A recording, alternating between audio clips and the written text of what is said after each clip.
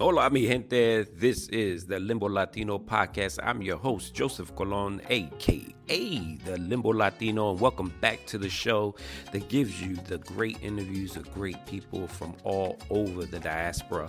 I am excited to provide you with part 2 of Johanna Fernández's interview, and part 3 is coming down the pike, so make sure that you are ready to go. And if you are so inclined, please make sure to subscribe, share, and comment on the episode. Let me know what you're thinking so we can move forward. Adelante, let's keep it going. I love you all. Thank you for the support and hope you enjoyed this episode. Johanna Fernández, the great one. Could you dive a little bit deeper into like the relationship between Chicago and New York and how those two are, were working together, or even just independently kind of doing their own thing, or maybe even how the Black Panthers were maybe even supporting and or helping them along the way? So when you were speaking just now, I thought that it's important for our listening audience to consider that the leadership of the New York Young Lords was composed of Afro-Puerto Ricans and Afro-Cubans, right? Which was new because the political leadership in the Puerto Rican community was composed of white Puerto Ricans or light-skinned Puerto Ricans, right? So here you have an organization of Puerto Ricans that is making known that Afro-Latinos and Afro-Puerto Ricans exist, right? That they're not like in the closet or behind our abuela's ears. And so that visual reality automatically would bring Black Americans into the organization. It's like these are Black people who speak a different language, and it wasn't as kumbaya as that. There were conflicts in Chicago. So that's New York. That's just a little story about New York. And the Young Lords, I knew that, but it wasn't until I started doing exhibits on the Young Lords that I studied the photographs and realized, whoa, like the Young Lords were Latinos of a darker hue. That's new. That was new. And there's nothing like seeing it, right? In a photograph for that to come home, for that to make sense viscerally. In Chicago, the Young Lords were Puerto Rican and Mexican Americans. And it was a gang running the streets, engaged in battles with the cops picking them up. Cha-Cha Jimenez, who's one of the leaders, there were others too, is in prison in 1968, right around the time of the urban rebellions after the assassination of Martin Luther King. So that has an impact on him and his consciousness. And he says, and I interviewed him so many times, that for the first time, he felt the desire to serve. And this story of why he felt the desire to serve is so complicated. And I didn't get it until I interviewed him a few times. So he ended up translating for Mexican migrants who were picked up in Chicago. La Migra picked them up and threw them in jail. And I didn't get it. And later in a different interview, he was like, oh yeah, this is what happens. Like there are, campaigns to pick migrants up and throw them in jail. And it so happened that this campaign coincided with the rebellions and the people who were going in jail because they were picked up in the middle of the urban rebellions. And so there was all kinds of stuff happening in the prison.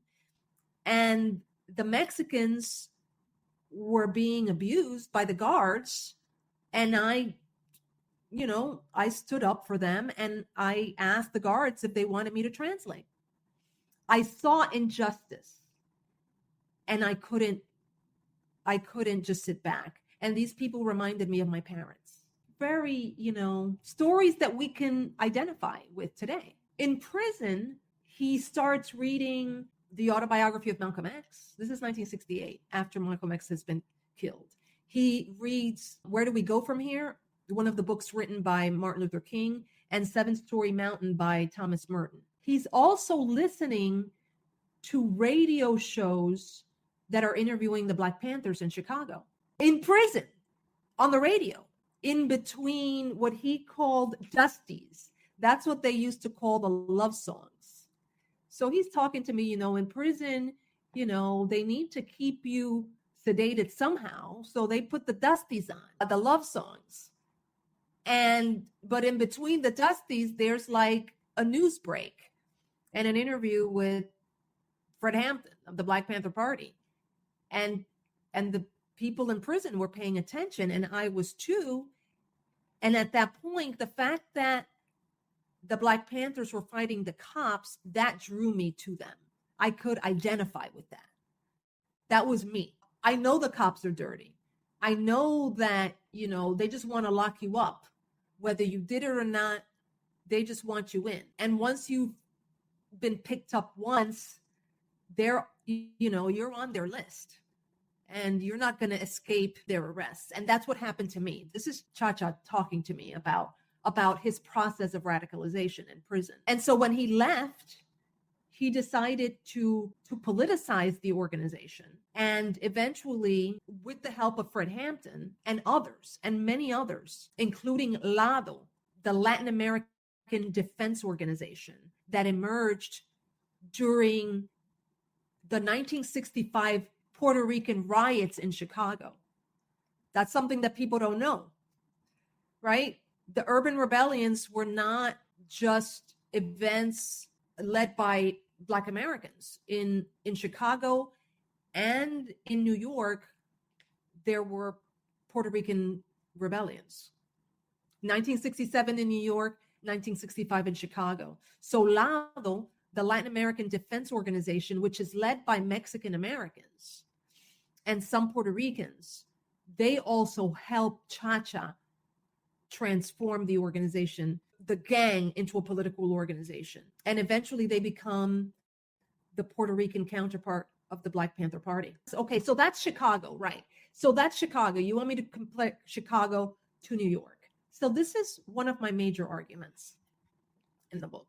It took a gang that had no iota of middle-class responsibility in its DNA and middle-class politics to make common cause with the least of these Black Americans, the Black Panthers. Nobody else, who the hell else is going to be like, yeah, we're down with the Black Panthers of all people? It took a gang, a Puerto Rican and Mexican gang in Chicago, to be like, yeah, we're with them. And why do I say that? Because there were Puerto Rican students who had dropped out of school, who were meeting in East Harlem at around the same time, and they were looking for an organizing agenda. And they were meeting, and they were reading the newspaper of the Black Panther Party. But they never thought, well, why don't we become the Puerto Rican counterpart of the Black Panther Party? They read about Cha-Cha and the Young Lords in the Black Panther Party newspaper, an interview with Cha-Cha Jimenez in 1969, when they were meeting in East Harlem, trying to figure out what the hell we're going to do, how we're going to do this. And that captured their imagination. And they were like, yeah, we need to go to Chicago and meet with this Cha-Cha and explore the possibility of joining them and establishing a New York chapter of the organization. When I figured that out, I was like, se abrieron los cielos. The seas parted or the heavens opened. Yeah, like just figuring that out, like, oh yeah, of course it took a gang, because Puerto Ricans, migrants they're not gonna willingly make common cause with Black Americans because it's taboo and because of internalized racism. But one thing that is also important is that Puerto Ricans are a fascinating migrant group in that they migrated into the civil rights and Black Power movements. So their consciousness, was at least the consciousness of a section of that community was going to be influenced by one of the most progressive movements in American history, right? Definitely of the 20th century, and the race consciousness of that movement. So New York is composed of students, former students, and some people in the community. Very, very dynamic group of folks, including Juan Gonzalez, who wrote Harvest of Empire, a book that everyone, who is interested in Latinx history should read. Pablo Guzman. These are the leaders. Denise Oliver, who's Black American and was the first woman to join the leadership body of the Young Lords in New York. Juan F. Ortiz, Iris Morales, Felipe Luciano, the chairman of the organization, Mickey Melendez. Felipe Luciano was organizing workshops in Harlem, Black Power workshops. He was a student of Amiri Baraka's, had been in prison on accessory to a murder charges, did a very short time and was scooped up by the City University of New York. Very bright, dynamic young people. Juan Gonzalez had been a student at Columbia University, one of the first Latino students, who was also involved in the famous 1968 student strike there, and was a leader. Mickey Melendez was the person who brought all of them together and the founder of the Young Lords in New York. And he was at Old Westbury, a student. So again, a very dynamic group of students, profoundly committed to revolution. But there were differences, a gang versus former students, at least the leadership. Let me give you a sense so as to not belabor the point in terms of differences and similarities. So I show up in Chicago and I meet Chacha Jimenez to interview him. This is when I was in Pittsburgh, by the way. Remember when I was in Pittsburgh as a postdoc teaching at Carnegie Mellon and visiting Mumia Abu-Jamal? Well, Pittsburgh is closer to Chicago, so I would go to Chicago to interview the Young Lords, but Chacha was not living there. He would show up, and immediately all the Young Lords show up. Boom, everybody. And I'm like, great, this is wonderful, but I want to interview you separately. And they're like, no. You need to interview us together because we want to, make sure that this one gets it right and that Chacha's not exaggerating. It's hilarious. They are, they have their conflicts, but they're a gang, literally, together until the end. In New York, that's not the culture. Yeah, I can't imagine having established like these group interviews with the New York Young Lords. That's just not the culture. And they all are incredible people with big personalities. There's a lot of humility in Chicago, orientation. Like people were from the streets. I mean, great analysis of and thank you so much for, highlighting it. In interviewing Juan Gonzalez and his daughter, we were able to kind of talk about that. Yeah, definitely check out the podcast. We actually did a joint interview. Really? Mm-hmm. With Juan and his daughter? Juan and his daughter, yeah. So his daughter actually was an intern for me at one point, and then when I hired her, we actually talked about Harvest of Empire, and then eventually she said, "That's my dad," and I was like, "Oh, okay, this is amazing." So yeah, we interviewed both of them just to kind of talk about that. But Juan talked about the diversity of the folks within the New York chapter and how that the leadership was black leadership, right? But he also talked about anti-blackness as being a part of like this systemic issue that they always had to confront and really engage. Yeah, I always wondered about the connection of the two factions, in the sense, these two major groups, or I would say one group, two major chapters, right?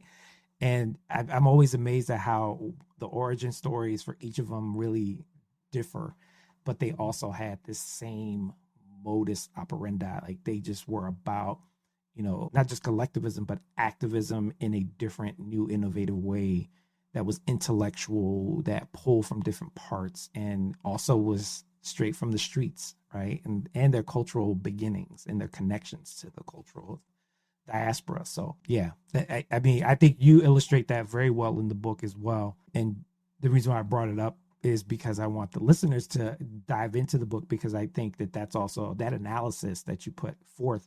This whole idea of the Chicago piece was like, you're going to interview all of us, was very different than the New York personalities that were very prominent and very outspoken in a different way. And even though they were a group of activists, they actually had their own way of moving and shaking within the world, organization. yeah. And they were what's important about New York is that they were incredible individuals, but they were committed to collective leadership.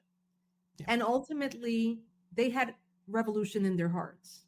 The organization emerges in 1969 at the height of a period of radicalization in the United States and the world. So in many ways, the Young Lords reflect the best of the 60s, the best of the era, the best ideas. And these people were committed. Like, even the rules and discipline of the organization says that you're a Young Lord 25 hours a day. So the commitment was 130%. You